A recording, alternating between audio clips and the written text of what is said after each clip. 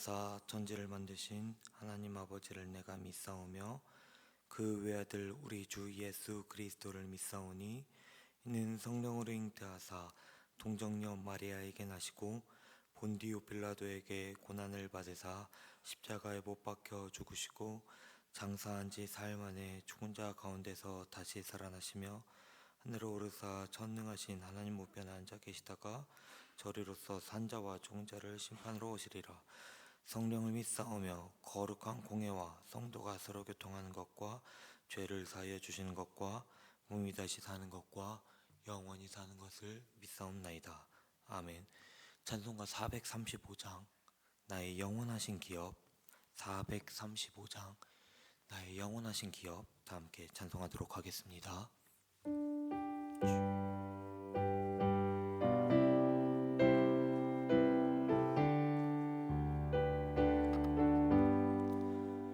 나의 영원하신 기업 생명보다 귀하다. 나의 알 길 다가도록 나와 동행하소서. 주께로 가까이 주께로 가오니 나의 갈 길 다가도록 나와 동행하소서. 세상 부귀한 일함과 모든 명예 버리고 험한 길을 가는 동안 나와 동행하소서. 주께로 가까이 주께로 가오니 나의 갈 길 다가도록 나와 동행하소서. 어두운 골짝 지나가며 험한 바다 건너서 천국 문에 이르도록 나와 동행하소서. 주께로 가까이 주께로 가오니 나의 갈 길 다가도록 나와 동행하소서.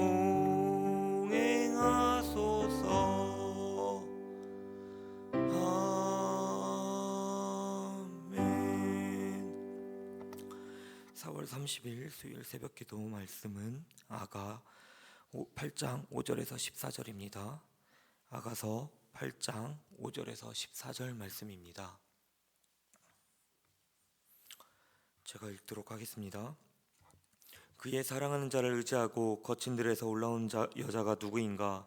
너로 말미암아 내 어머니가 고생한 곳, 너를 낳은 자가 애쓴 그곳 사과나무 아래에서 내가 너를 깨웠노라. 너는 나를 도장같이 마음에 품고 도장같이 발에 두라. 사랑은 죽음같이 강하고 질투는 소울같이 잔인하며 불길같이 일어나니 그 기세가 여호와의 불과 같으니라. 많은 물도 이 사랑을 끄지 못하겠고 홍수라도 삼키지 못하나니 사람이 그 온 가산을 다 주고 사랑을 바꾸려 할지라도 오히려 멸시를 받으리라. 우리에게 있는 작은 노인은 아직도 유방이 없구나. 그가 청혼을 받는 날에는 우리가 그를 위하여 무엇을 할까? 그가 상벽이라면 우리는 망대를 그 위에 세울 것이요 그가 문이라면 우리는 백항목 판자로 두리리라. 나는 성벽이여 내 요방은 망대 같으니 그러므로 나는 그가 보기에 화평을 얻은 자 같구나. 솔로몬이 바알하몬에 포도원이 있어 지키는 자들에게 맡겨두고 그들로 각기 그 열매로 은 천을 바치게 하였구나. 솔로몬 너는 천을 얻겠고 열매를 지키는 자도 200을 얻으려냐? 내게 속한 내 포도원은 내 앞에 있구나. 너 동산에 거주하는 자야, 친구들이 내 소리에 귀를 기울이니 내가 듣게 하려무나. 내 사랑하는 자와 너는 빨리 달리라. 향기로운 산 위에 있는 노루와도 같고 어린 사슴과도 같아라. 아멘. 사랑하는 성도 여러분, 오늘 이 자리에 오신 여러분들을 주님의 이름으로 환영합니다.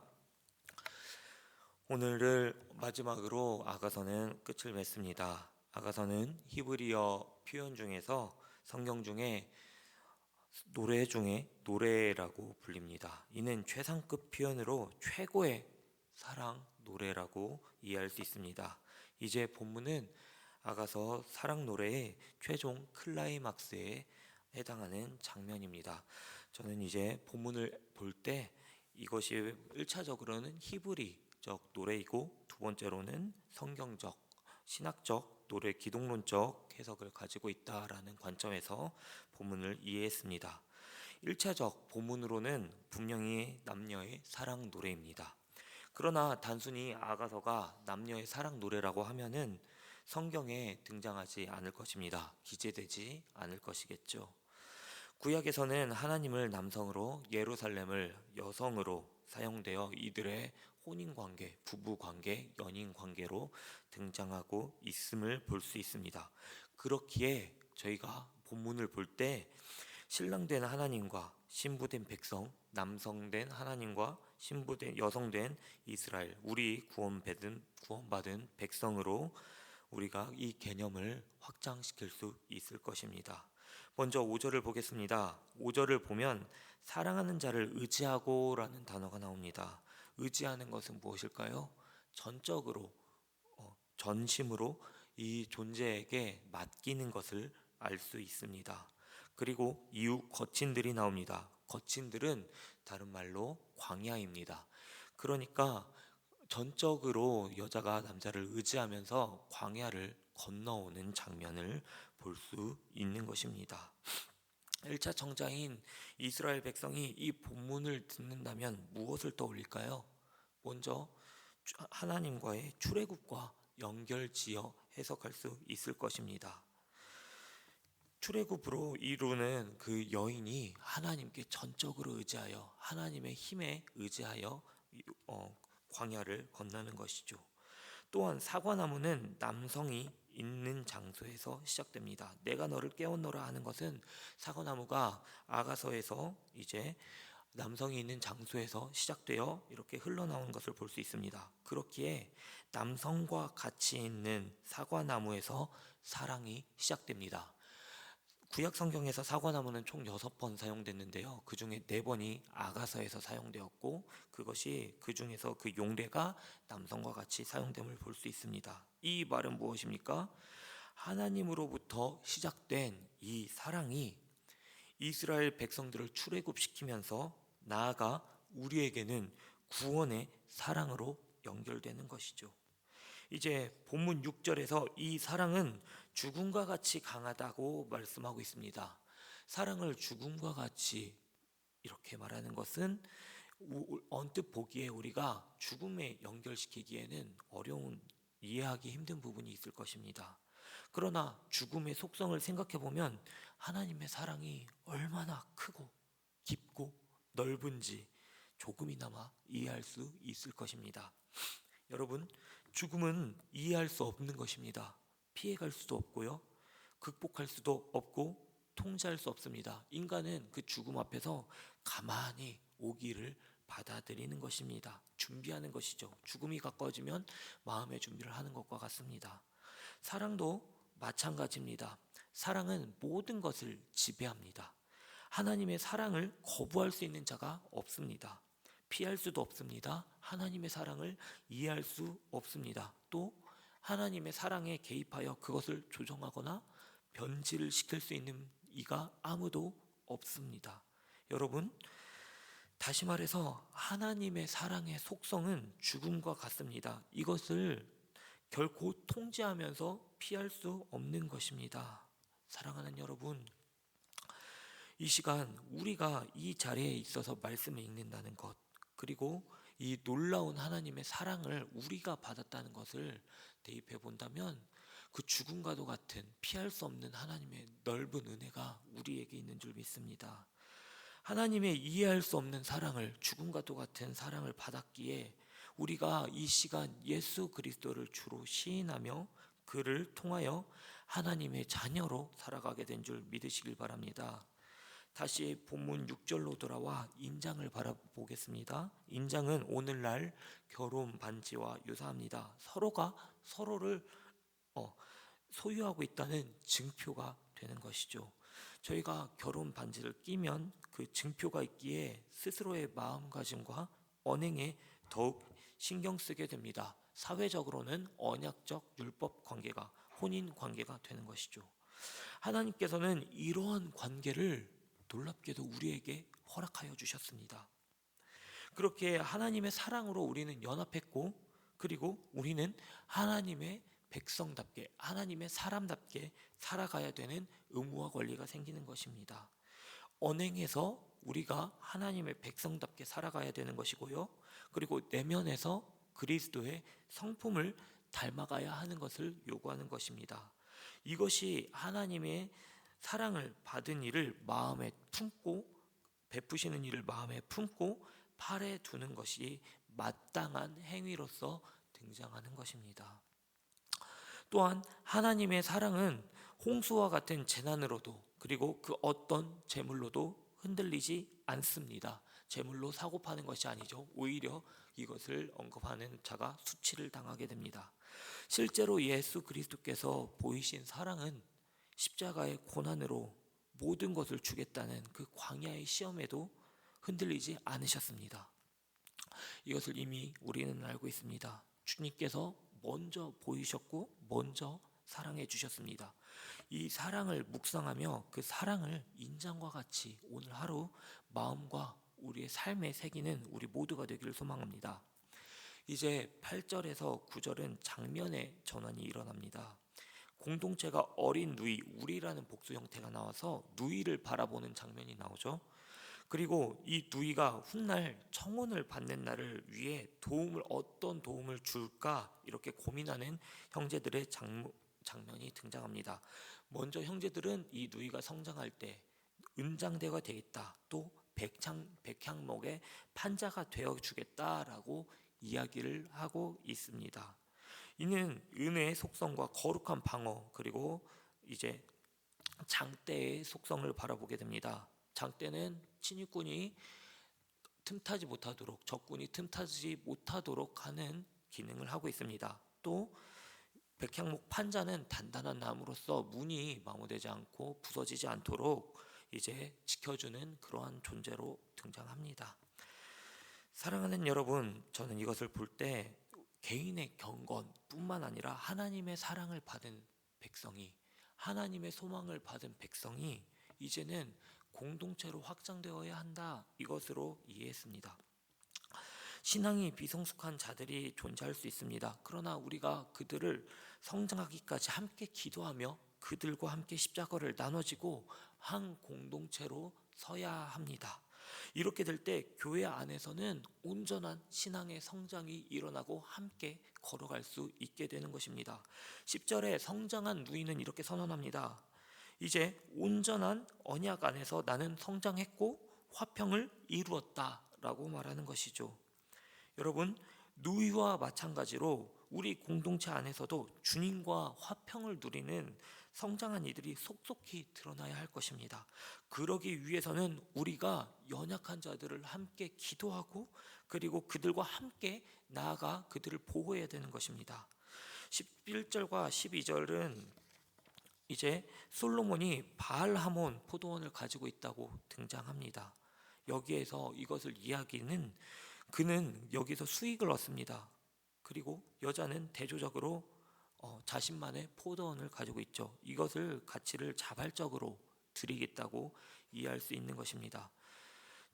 솔로몬은 포도원을 소유했고 지키는 자들을 두고 그 수확물을 관리하게 했죠. 경제적 계약 관계입니다. 그리고 그들은 수확의 대가로 은 1000세겔을 솔로몬에게 바칩니다. 돈을 주고 거래하는 것이죠. 그러나 여인은 말합니다. 나의 포도원은 내 앞에 있으니. 이는 자신의 포도원을 타인의 강제나 계약에 의거해서가 아니라 자신의 주도적의 관리로 의지적인 것으로 관리하고 소유하고 있음을 말합니다. 은처는 거대한 금전적 가치를 가지지만 여인은 이것에 얽매이지 않습니다. 이것은 무슨 말을 하는 걸까요? 이것은 자신이 포도원의 소유로 그 가치를 자발적으로 드리겠다고 이해할 수 있는 것입니다. 그리고 8장 13절과 14절에서 남자와 여자의 마지막 대화가 나옵니다. 동산에는 남자를 여자를 부르며 찾습니다. 그리고 그 음성을 듣기 위해서 다가갑니다. 이에 여자는 남자의 음성에 대답합니다. 빨리 달리라는 표현으로 자신에게 어서 오라는 그 갈망을 내비치고 있습니다. 사랑하는 여러분, 이는 자신을 향한 간절한 소망의 표현이며 갈망이 들어 있습니다. 신랑을 간절히 기다리는 목소리는 마치 계시록에 등장하는 요한의 고백과 같습니다. 요한은 주 예수여 어서 오시옵소서라는 갈망과 소망으로 성경을 마무리하고 있죠. 여러분, 우리는 이것을 보면서 지난 시간 아가서를 통해 남녀 간의 연애시를 하나님과 그의 백성 간의 관계에서 투영해 볼 때 하나님께서 우리에게 어서 오시라 이렇게 고백하는 그 마음을, 신부의 마음을 이해할 수 있는 것입니다. 신약 성경에서는 신랑과 신부의 이미지가 그리스도와 교회의 관계를 나타내는데 더욱 적극적으로 사용되는데 근거하면 더 이해하기 쉽습니다. 오늘의 본문을 기독적으로 해석한다면 그리스도 안에서 성취되는 사랑의 절정과 영원성을 알 수가 있게 되는 것이죠. 광야에서 올라오는 신부를 통해, 여인을 통해 우리는 구원받은 백성임을, 광야와 같은 곳에서 구원받은 백성임을, 그리고 인장을 나누는 남녀를 통해 그리스도와 십자가의 사랑을 깨닫게 됩니다. 그리고 죽음과도 같은 사랑을 이루어내심으로써 연합한 성도 공동체를 바라보게 되고요. 그리고 이는 이윽고 포도원 자발적 헌신으로 이루어지게 됩니다. 마지막으로 신랑을 애타게 찾는 신부의 모습을 통해서 갈망하는, 남자를 갈망하는 여인의 모습을 보게 됩니다. 이것을 통해 우리는 무엇을 할 수 있을까요? 우리의 신앙과 삶의 모습을 투영해 볼 수 있습니다. 먼저 광야와 같은 단계에 계신 그러한 상태에 있는 분들이 계실 수 있습니다. 이분들은 온전히 하나님을 의뢰하시길 바랍니다.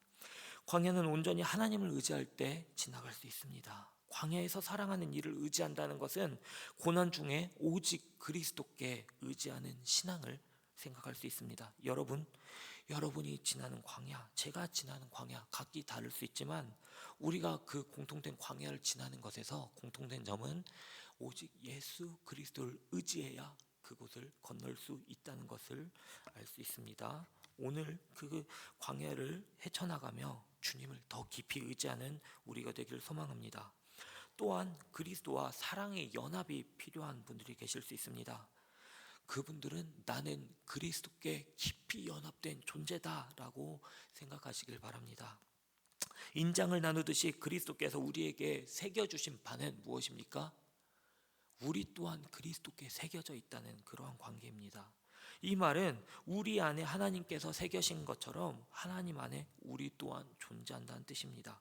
그렇기에 우리는 그리스도와 언약적 관계가 지금도 우리 안에 있다는 사실을 기억하시면서 그리스도와의 관계가 그저 타인의 관계, 성경적에서 봐는 교육적 관계가 아니라 내 삶에 밀접하게 연결되어 있는 그러한 존재임을 갈망하며 그 속에서 신앙적 결단이 이루어지는 우리 모두가 되길 소망합니다. 마지막으로 개인의 신앙의 성장뿐만 아니라 같은 셀 공동체와 속해 있는 공동체의 성장을 위해 헌신하는 시간이 되기를 소망합니다. 교회는 개인의 신앙생활 성장을 위한 것이 아니라 공동체의 연합입니다. 그렇게 우리는 교회 안에 이웃을 기도해야 하며 그들을 위해 헌신이 있어야 합니다. 주님이 세우신 공동체는 그 안에서 연약한 자들을 세워질 것이고 함께 일어섬으로 하나님이 영광 받으시는 그러한 온전한 교회가 되리라 확신합니다. 그렇기에 사랑하는 성도 여러분, 우리의 사랑하는 신랑이 우리를 부르실 때 우리 또한 주 예수여 어서 오시옵소서 갈망하는 달려라 외치는 신부가 되기를 소망합니다. 기도하겠습니다. 사랑과 은혜의 주님, 오늘도 말씀 앞에 우리를 세우시고 우리의 마음을 비추시니 감사합니다. 하나님께서 우리를 사랑으로 구원으로 드러내셨으며 온전히 의지하게 하셨습니다. 죽음과도 같은 사랑을 통해 그 깊이와 넓이와 크기를 드러내셨으며 한거할 수 없는 은혜에 빠져들게 하심을 알려주셨습니다. 그러나 주님, 저희는 인장을 새긴 존재로 살아가지 못함을 용서하여 주시옵소서.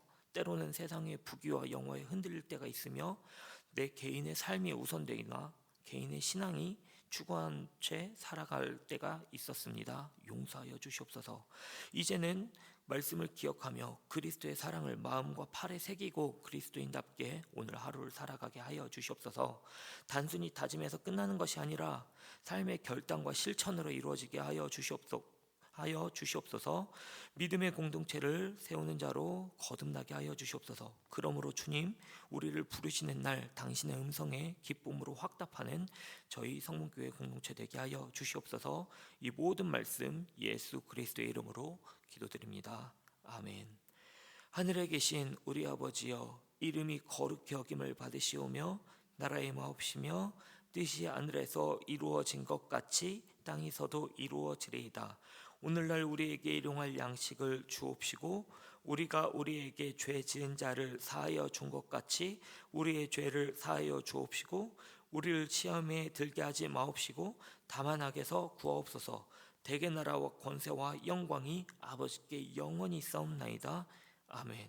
들으신 말씀 기억하며 기도하길 원합니다. 첫 번째 기도 제목은 죽음보다 강한 하나님의 사랑을 내 심령 깊이 새기고 그 사랑으로 세상을 살아가게 하여 주시옵소서. 그리고 두 번째 기도 제목은 사랑받은 은혜에 감격하여 내 삶을 자발적이고 기쁘게 주님께 드리는 헌신자 되게 하여 주시옵소서. 세 번째 기도 제목은 이음센터 건축이 은혜 안에 이루어지게 하시고 하나님 나라가 확장되는 은혜를 우리가 목도하게 하여 주시옵소서. 이렇게 기도 제목 놓고 함께 기도하신 후에 각자 기도 제목 개인 기도하시고 돌아가도록 하겠습니다. 기도하시겠습니다.